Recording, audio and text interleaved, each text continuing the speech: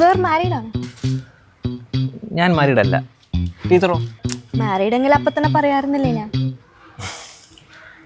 അതെന്താ നോക്കാൻ? ഇതുവരെ പറ്റിയ ഒരാളെ കിട്ടിയിട്ടില്ലേ, അതൊന്നും നോക്കില്ല. സാറോ? എനിക്കൊരു റിലേഷൻഷിപ്പ് ഉണ്ടായിരുന്നു ടീച്ചറെ. എന്നിട്ടോ? എന്നിട്ടെന്താ, ഞാൻ ടോക്സിക് ആണെന്ന് പറഞ്ഞിട്ട് ആ കൊച്ചനെ ഇട്ടു. സാറ് ടോക്സിക് ആണോ?